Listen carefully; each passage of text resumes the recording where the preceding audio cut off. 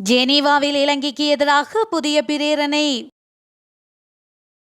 கச்சத்தீவு ஒப்பந்தத்தை இறுக்கமாக பின்பற்றும் இலங்கை அரசு.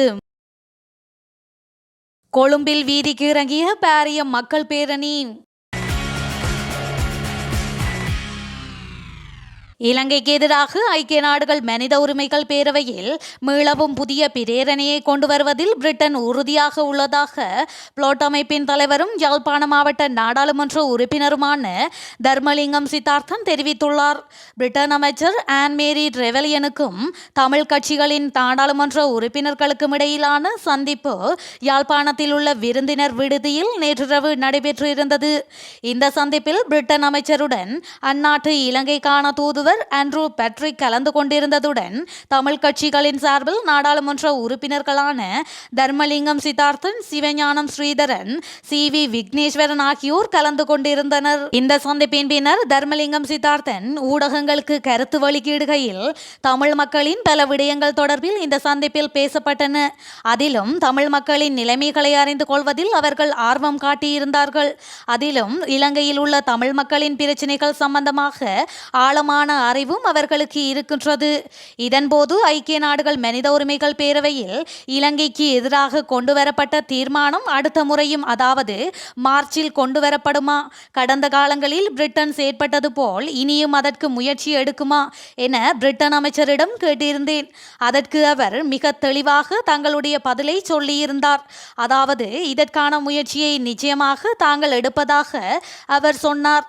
ஆனால் இன்னும் நீண்ட காலம் இருக்கின்றது என்றும் இதில் பல பிரச்சனைகள் இருக்கின்றன என்றும் உறுப்பு நாடுகள் என்ன செய்வார்கள் என பார்க்க வேண்டும் என்றும் இனித்தான் அவர்களுடன் பேச வேண்டும் என்றும் அவர் கூறியிருந்தார்.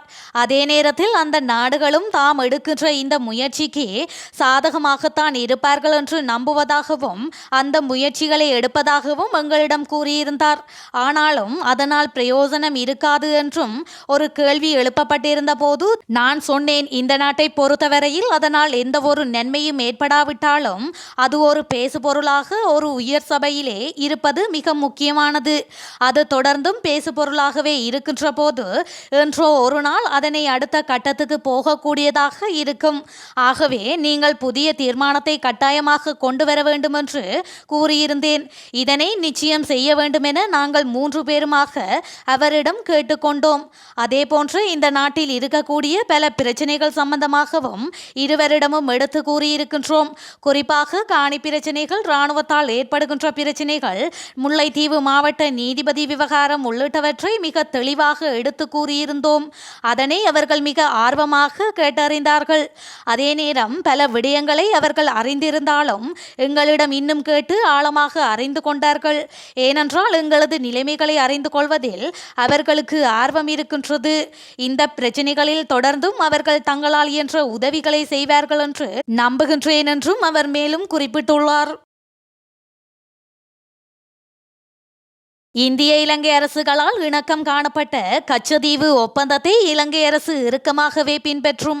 இதுவே எமது கட்சியின் எதிர்பார்ப்பாகவும் உள்ளது என ஈழமக்கள் ஜனநாயக கட்சியின் ஊடக பேச்சாளரும் கட்சியின் யாழ் மாவட்ட உதவி நிர்வாக செயலாளருமான ஐயாத்துரை ஸ்ரீரங்கேஸ்வரன் தெரிவித்துள்ளார். யாழ் ஊடக அமையத்தில் இன்றைய தினம் நடைபெற்ற ஊடக சந்திப்பில் ஊடகவியலாளரின் கேள்வி ஒன்றுக்கு பதிலளிக்கையிலேயே அவர் இவ்வாறு குறிப்பிட்டுள்ளார். இதன்போது அவர் மேலும் கூறுகையில், கச்சத்தீவு விவகாரமானது 1974, 1976 ஆண்டுகளில் காணப்பட்ட இணக்கத்தின் அடிப்படையில் கச்சத்தீவு இலங்கைக்கு சொந்தமானதாக ஆக்கப்பட்டது. இதேவேளை இந்தியாவில் அடுத்த ஆண்டு நாடாளுமன்ற தேர்தல் நடைபெற உள்ளது. இந்த நிலையில் தமிழகம், பாண்டிச்சேரி மாநிலங்களில் 40 தொகுதிகள் உள்ளன. இந்த தொகுதிகளின் நாடாளுமன்ற ஆசனங்களை இலக்கு வைத்தே இவ்விவகாரம் ஊதி பெருப்பிக்கப்படுகின்றது. இது காலத்துக்கு காலம் தேர்தல்கள் அண்மிக்கின்ற சமயங்களில் இந்தியாவில் பேசுபொருளாக வலம் வருவது வழமையான ஒரு விடயம். அந்த வகையிலேயே இப்போதும் இவ்வாறான கருத்துக்கள் முன்னெடுக்கப்படுகின்றன. ஆனால் பிரதமர் தினேஷ் குணவர்த்தன இந்திய ஊடகத்துக்கு தெரிவித்த கருத்தின் அடிப்படையில் பல்வேறு கருத்துக்கள் ஊடகங்களில் பரவினாலும் கடற்றொழில் அமைச்சரின் முடிவே இறுதியானதாக இருக்கும் எனவும் தெரிவித்திருந்தமை குறிப்பிடத்தக்கது.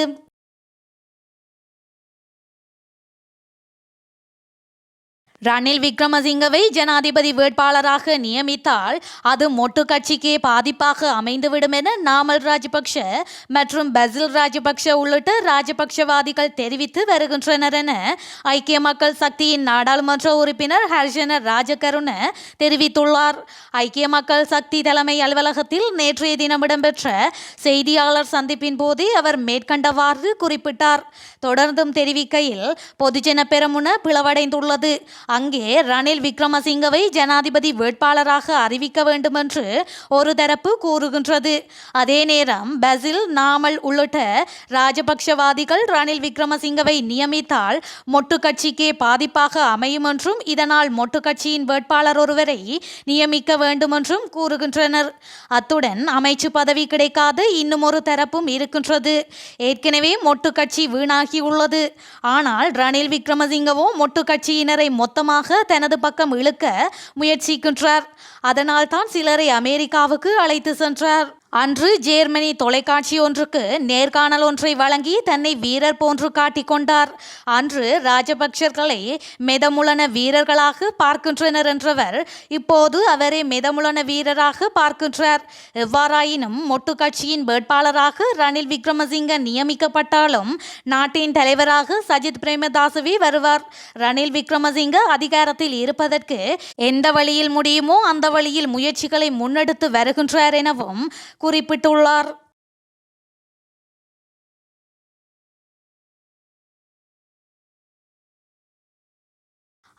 வெளிநாடுகளிலிருந்து இலங்கைக்கு வரும் சுற்றுலா பயணிகளிடம் விசா கட்டணத்தை அறவிட வேண்டாம் என்ற யோசனைக்கு அமைச்சரவை அங்கீகாரம் வழங்கியுள்ளது.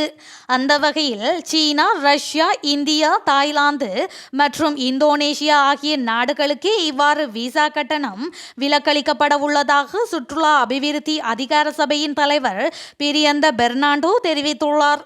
நாட்டிற்கு வருகை தரும் வெளிநாட்டு சுற்றுலா பயணிகளின் எண்ணிக்கையை உயர்த்தும் வகையிலேயே இந்த தீர்மானம் எடுக்கப்பட்டுள்ளதாக அவர் மேலும் குறிப்பிட்டுள்ளார். இந்த நிலையில் நாட்டுக்கு வருகை தரும் சுற்றுலா பயணிகளின் எண்ணிக்கை அதிகரித்து வருவதாக சுற்றுலா அபிவிருத்தி அதிகார சபை தெரிவித்துள்ளது. இதன்படி இந்த வருடத்தின் கடந்த மாதத்தில் மாத்திரம் 1,11,938 சுற்றுலா பயணிகள் நாட்டிற்கு வருகை தந்துள்ளனர் என தெரிவிக்கப்பட்டுள்ளது. இதன்படி நாட்டிற்கு வருகை தந்த சுற்றுலா பயணிகளின் மொத்த எண்ணிக்கை 10 லட்சத்தை கடந்துள்ளதாக சுற்றுலா அபிவிருத்தி அதிகார சபை தெரிவித்துள்ளது.